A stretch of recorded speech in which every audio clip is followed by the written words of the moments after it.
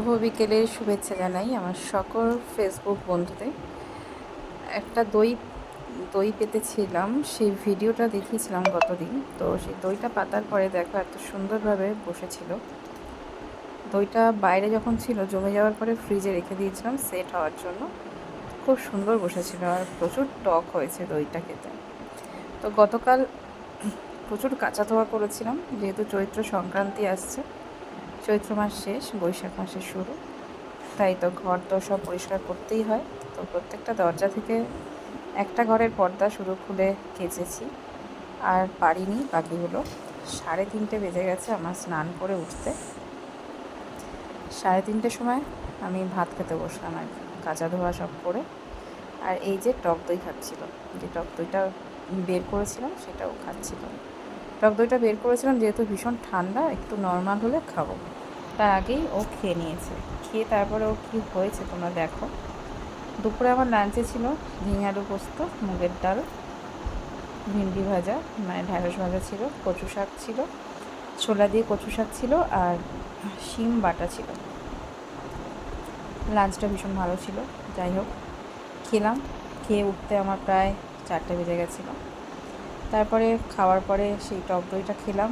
একটু আমি ওর মধ্যে মিষ্টি মেশাই, তবে সেই মিষ্টিটা কিন্তু চিনি নয়, একটু মিষ্টি মিশিয়ে খেলাম, যেহেতু আমি খেতেই পারছিলাম না, এতটাই টক ছিল। তাই ওকে একটু দিচ্ছিলাম, ওর বেশ ভালো লাগছিলো একটু মিষ্টি মেশানোর পর।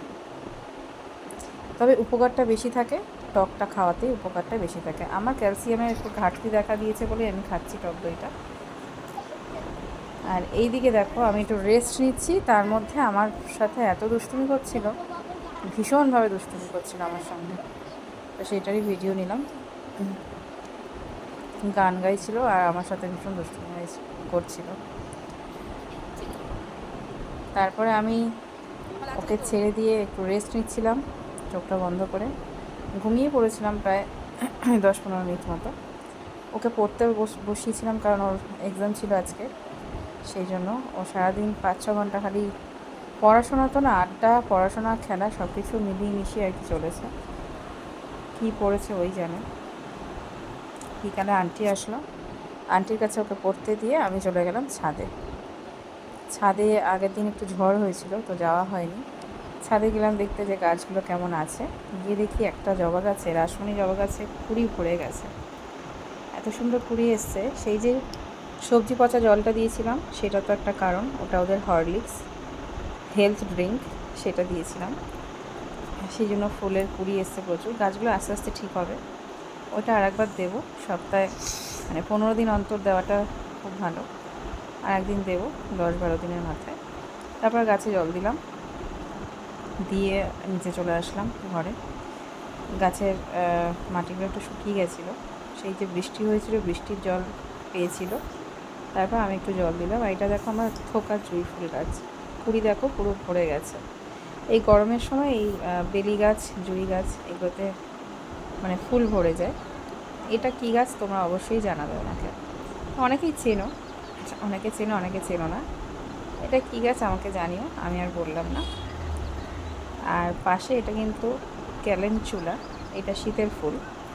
গাছটা এত সুন্দর হয়েছে, মানে পুরো ঠাসা হয়ে গেছে গাছটা। এটা শীতের ফুল, ফুলগুলো এবার নষ্ট হয়ে যাচ্ছে।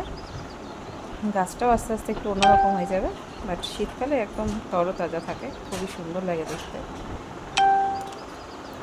রাত্রেবেলায় এই যে টক দই খেয়েছিল আর বাথরুমে স্নান করেছিল, পা জালি দিয়ে না কি বলে, ফুট কেয়ারের যে ব্রাশটা হয় সেটা দিয়ে পা ঠা ঘষেছিল।